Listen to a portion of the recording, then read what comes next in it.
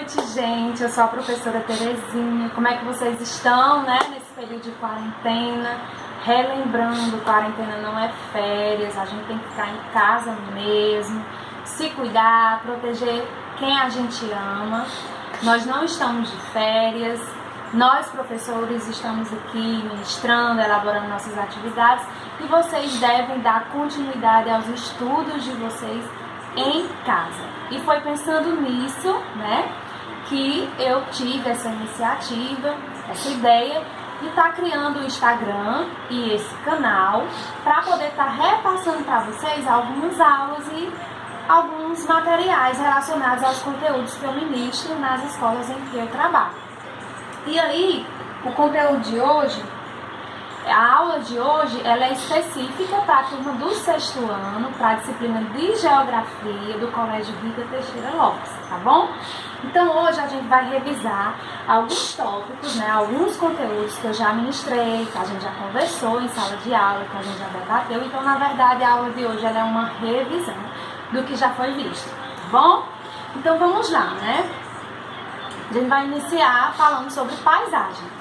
E aí, às vezes, quando a gente fala de paisagem, a gente pensa que paisagem é aquele quadro bonitinho, né, que tem na casa da nossa avó, tem umas montanhas, aí tem um lago com aquela água cristalina, né, aquela água bem limpa, com as casinhas bem bonitinhas. E aí a gente pensa que paisagem se restringe a isso.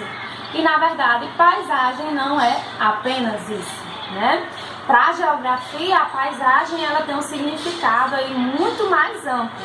Paisagem ela reflete, na verdade, todos os elementos, tudo aquilo que a gente observa, tudo aquilo que a gente analisa, tudo aquilo que a gente vê é paisagem.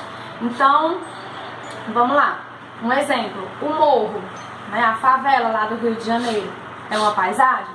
É uma paisagem. Uma praia linda, Canoa Quebrada, né? Canoa Quebrada, linda lá, a água maravilhosa. É uma paisagem? É uma paisagem, certo? Então a paisagem é tudo aquilo que a gente consegue observar, que a gente consegue ver. A paisagem, ela vai estar ali constituída por vários elementos. Sejam elementos naturais, como eu disse, uma praia, né? Uma árvore, uma plantinha, ou por casas, edifícios, rodovias, enfim. Então a paisagem ela é construída tanto por elementos naturais como elementos culturais, né?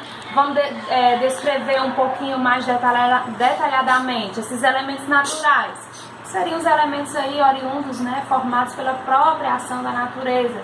Já os elementos culturais, que também podem ser chamados de elementos artificiais, seriam aqueles construídos pela ação antrópica, pela ação humana. Os prédios, os edifícios, as rodovias que a gente consegue observar. Então a paisagem ela está em constante processo de remodelamento, né? A paisagem, o espaço geográfico em si, ele é um espaço dinâmico, onde o homem ele está em todo momento interagindo com a natureza. Então o espaço geográfico, né, falando aqui de espaço geográfico, ele representa isso, essa ação humana, a ação do homem com a natureza. Então ele vai estar, na verdade, sempre se modificando, sempre se transformando, certo? Então, quando o homem ele interfere, por exemplo, na natureza, ele pode estar aí gerando impactos ambientais. Ah, tia Terezinha, então quer dizer que os impactos ambientais são apenas ações causadas pelo homem? Não, né? Não é só isso. A própria natureza, às vezes, ela pode gerar impactos ambientais. Só que a maioria dos impactos ambientais que a gente observa, geralmente, né, estão ligados aí com a ação humana. O exemplo de Brumadinho, né, o exemplo lá de Mariana, né, que a gente acompanhou nos noticiários. Quando uma pessoa, por exemplo, constrói uma casa, né, próximo a um rio, e aí, de repente, esse rio sofre aí uma enchente. Aí a água, ela transpassa todo aquele local, inunda a casa das pessoas e vira aquele montão de gente desabrigada e é um problema social e etc e tal. Isso é um impacto ambiental? Sim. Né? Causado pela ação de quem? Humana, que construiu as casas, né, em um local inapropriado, né? Então, a natureza, o espaço geográfico, como eu estava dizendo para vocês, ele está em constante processo de remodelamento, ele está se transformando, e aí o homem ele sempre está interagindo, e quando ocorrem essas interações, pode acontecer aí esses impactos ambientais que não são gerados apenas, né, pela ação humana. A própria natureza também, em algumas situações, ela pode gerar esses impactos. E aí, pessoal, falando um pouquinho agora sobre lugar, né? Lugar. O que seria o lugar, né, para a geografia? O lugar ele está muito relacionado com a afetividade, com a cultura, com a identidade. Por exemplo, a nossa casa é um lugar? Sim, é um lugar, é um local, né, que representa muito de nós. Por exemplo, a minha casa ela vai ter características minhas, a forma como eu organizo a minha casa, a forma como eu decoro a minha casa reflete quem eu sou, reflete a minha identidade, reflete as minhas características. Então, cada lugar ele vai ter sua identidade, cada lugar ele vai ter sua história, vai ter as suas características. Então, cada lugar é diferente. A gente não pode dizer, por exemplo, que a minha casa é igual à casa do meu vizinho, por exemplo. Por quê? Porque cada lugar tem as suas características, cada lugar tem a sua história, tem a sua cultura, né? Que nem o exemplo que eu estava, antes de ministrar essa aula para vocês, eu gosto de pesquisar, gosto de estudar também. E aí um professor ele estava dando um exemplo do hotel, em que um hotel, né, tem lá o quarto, a cama, bem confortável, tem um clima, né, aconchegante, enfim, refletindo aí um pouco do nosso lugar, mas não é o nosso lugar, né, diferente do nosso quarto. Por quê?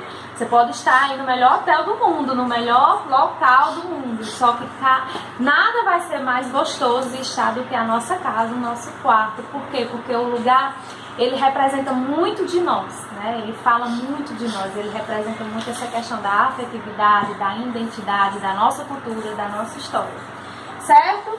Então, eu espero que esse tema tenha ficado assim bem nítido na cabecinha de vocês. E agora a tia vai falar um pouquinho sobre o espaço geográfico, as atividades econômicas, né? As atividades econômicas que acontecem no espaço geográfico. E aí eu gosto sempre, né, de fazer as minhas interrogações para vocês. Qual é a importância, né, dessas atividades econômicas com o país? Muitas, né?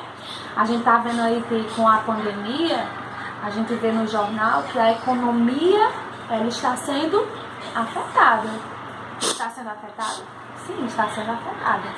Né? As atividades econômicas elas são importantíssimas para o desenvolvimento de um país, para o desenvolvimento, para o crescimento de uma sociedade. E aí, no espaço geográfico, dependendo das necessidades de cada pessoa, né, de cada sociedade, nós vamos ter diferentes tipos de atividades econômicas. E essas atividades elas são classificadas aí em 3 setores principais, que você que já sabe desse conteúdo deve lembrar. As atividades primárias, secundárias e terciárias. As atividades primárias estariam o quê? O extrativismo. O extrativismo que corresponde à extração, à exploração dos recursos naturais. Por exemplo, o extrativismo vegetal, a extração de madeira, né? Para a produção aí do papel, por exemplo. O extrativismo vegetal, que é o que eu falei agora, né? Quando a gente derruba as árvores para produzir papel, por exemplo. A extração mineral, petróleo, né? O uso do petróleo aí é um exemplo de extrativismo também. Então, essa atividade, o extrativismo, ela corresponde a esse primeiro setor aí da economia, né? Que a gente chama de setor primário. Agora a gente vai falar um pouquinho sobre outras atividades, como a indústria, que seria responsável, né, pela produção daquilo que a gente obtém a partir da matéria-prima, né, a partir dos recursos que a gente extrai da natureza. Nós temos também o comércio, que está relacionado à compra e venda dos produtos, né, que são fabricados lá nas indústrias, e a prestação de serviço.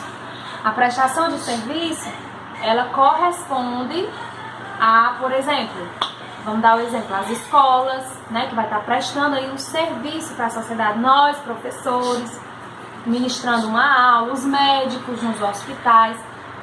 Então, todas essas atividades, elas correspondem aí a esse setor, né, a essa atividade econômica que a gente chama de prestação de serviço, tá bom?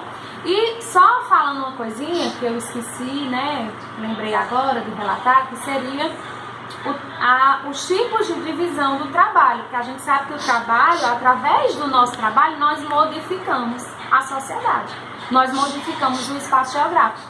E aí nós temos dois tipos de divisão do trabalho, que seria a divisão social e a divisão territorial. A divisão social, ela estaria relacionada com a infinidade de profissões, né, que nós temos no espaço geográfico, que nós temos na sociedade. Enfermeiro, médico, advogado, gari, enfim. Cada pessoa ali na sua profissão contribuindo, né, para o desenvolvimento, para a transformação da sociedade.